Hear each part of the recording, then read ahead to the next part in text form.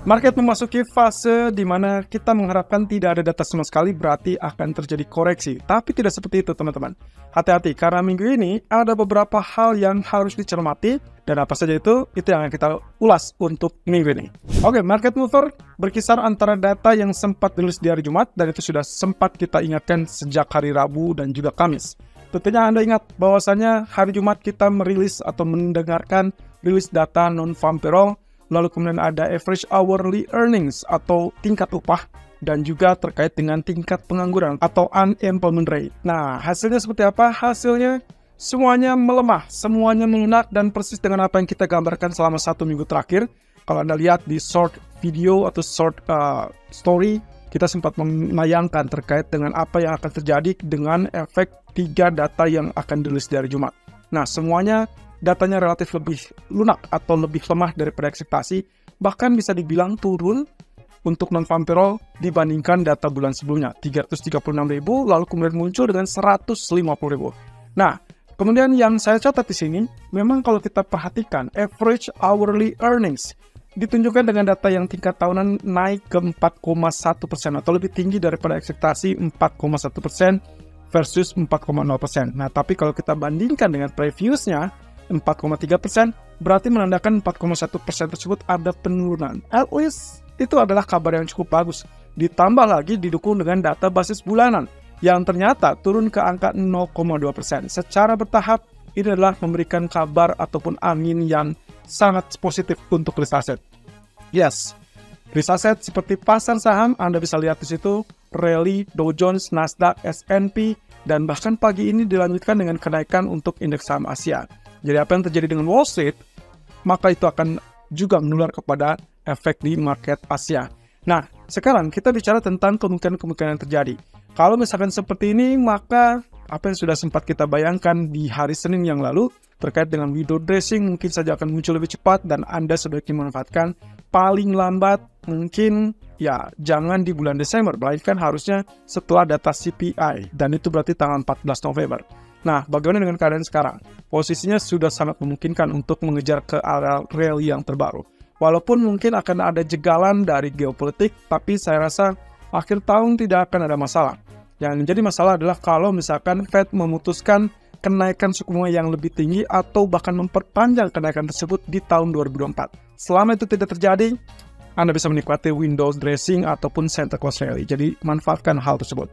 Nah, yang kedua adalah terkait dengan geopolitik yang mulai agak sedikit reda. Saya sebut ini agak sedikit reda karena kita belum sampai titik ataupun tahap selesai. Israel, seperti kita ketahui, Perdana Menterinya Benjamin Netanyahu mengatakan dia tidak akan bergerak sedikit pun, ciut sedikit pun dengan tekanan internasional. Hal ini dikarenakan mereka beralasan untuk menekan Hamas atau bisa dibilang menghabisi Hamas sama sekali.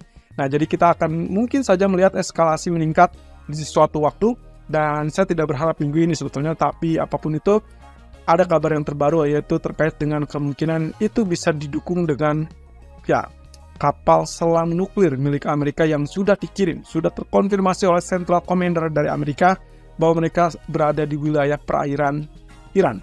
Kenapa di Iran? Karena ini adalah negara yang relatif berdekatan, dan jangan lupakan bahwa juga ada kepentingan di situ yang mungkin saja akan menekan Iran, karena Iran dicurigai sebagai negara yang membantu Hamas waktu melakukan serangan 7 Oktober. Nah, kabar bagusnya adalah terkait dengan apa yang dikhawatirkan, yaitu dari apa yang terjadi dari Hizbullah. Tentara Hizbullah dalam hal ini dicurigai juga membantu Hamas, tapi pernyataan dari pemimpin Hizbullah, Nasrullah, mengatakan dia enggan untuk dilibatkan. Dan bahkan serangan yang ataupun terjadi 7 Oktober lalu itulah murni tanggung jawab Hamas yang dilakukan atau yang direncanakan di Gaza. Nah, inilah yang meredam kekhawatiran market lebih lanjut terkait dengan kemungkinan eskalasi meluas di Timur Tengah. Dan safe haven mulai melemah. Itu berarti dolar tidak punya alasan untuk mulai kenaikan, dan juga emas sepertinya enggan untuk melakukan rally. Karena ya, walaupun dengan data ekonomi, balik lagi teman-teman, saya sudah pernah mengingatkan hal ini, bahwasanya tanpa geopolitik pun, dengan kondisi ekonomi bahwa Fed sudah memberikan sinyal akan mengakhiri siklus kenaikan suku bunga, maka itu adalah fondasi yang lebih kuat daripada kondisi geopolitik itu sendiri. berkaca kepada status yang terjadi waktu Rusia versus Ukraina yang sampai saat ini pun tidak kelar-kelar. Tapi masalahnya adalah kondisi kala itu Bank Sentral masih tetap dalam kenaikan suku bunga. Sementara sekarang, walaupun geopolitik reda atau bahkan bisa bilang diabaikan, maka kemungkinan posisinya adalah melirik kepada kebijakan moneter. Dan hampir semua bank sentral sepakat untuk mempertahankan tingkat suku bunga, bahkan dicurigai hampir bisa dibilang mendekati akhir dari siklus kenaikan. Nah, kondisi ini, kalau misalkan kita bicara tentang apa yang akan menjadi pemicu untuk pergerakan berikutnya adalah 4 bank sentral. Kita akan bicara tentang speak ataupun pidato yang akan diawali dengan Christine Lagarde dari ECB dan juga Andrew Bailey dari BOE di tanggal 8 November. Ya, 4 orang ini akan hadir di event yang terpisah, termasuk salah satunya adalah Jerome Powell. Jerome Powell akan memberikan sedikit pernyataan, kemungkinan di dalam diskusi yang diadakan oleh IMF. Ya, di tanggal 9 November, sepertinya Ketua Jerome Powell akan menjadi core ataupun pusat perhatian utama, termasuk juga Kazuo Ueda. Ya, walaupun Kazuo Ueda, kalau Anda lihat tadi sudah ada pernyataan sebetulnya, tapi tidak menunjukkan bahwa dia mendukung terkait dengan pelonggaran ataupun ya katakanlah mungkin pengetatan ya lebih tepatnya. Tidak ada kenaikan suku bunga untuk waktu dekat. Tapi dia juga cenderung menunjukkan bahwa dalam kebijakan YCC yang sudah diperbarui, tetap mereka akan melakukan pembelian obligasi. Ya, kita berharap saja bahwa ini adalah salah satu kebijakan untuk mengakali atau mensiasati pelemahan yen yang berlanjut. Nah, dampaknya adalah berarti kita bisa mengharapkan penurunan di USD Japanese Yen di bawah level 149. Karena minggu lalu otomatis gagal untuk tembus 148.50-an. Tapi kita berharap minggu ini tidak ada lagi kenaikan di level 151, karena itulah yang akan menggugah selera market termasuk spekulan. Dan itu berarti kaitannya dengan kebijakan Fed. Selama Powell tidak memberikan kisi-kisi yang cenderung hawkish, maka bisa dipastikan dolar ataupun US Treasury bisa mengalami penurunan, dan itulah sinyal yang cukup bagus juga untuk USD Japanese Yen. Nah, kemudian kalau misalkan kita lihat dari data ekonomi, maka ada beberapa data ekonomi yang tampil di minggu ini, tapi saya hanya menyoroti 4 data dari masing-masing kawasan. Dari kawasan Euro ataupun kawasan Eropa, kita akan melihat data retail sales untuk zona Eropa, lalu kemudian dari Cina, kita akan melihat dari inflasi CPI ataupun PPI, lalu kemudian dari Inggris, tekanan utama adalah dari data GDP. Dan itu adalah di akhir pekan. Sayangnya mungkin tidak akan merubah apa yang akan dilakukan oleh BOE di pertemuan mendatang. Tapi setidaknya kita bisa tahu apakah kondisi ekonomi Inggris memang dalam kategori perlambatan ekonomi atau memang dia sudah sedikit pulih. Itu yang akan menjadi harapan supaya pound sterling menguat tidak sia-sia. Tapi kalau misalkan di hari Jumat, jangan lupakan juga kita akan bicara tentang consumer sentiment dari Amerika.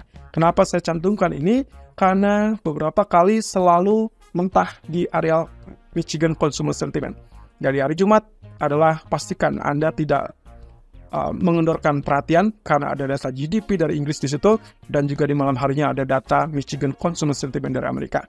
Nah, ditambah beberapa penampilan dari Fed Speaker sangat banyak ya sepanjang minggu ini. Setelah minggu lalu mereka dalam keadaan blackout period karena kan mereka harus menunda pernyataan-pernyataan mereka sampai selesai pengumuman Fed.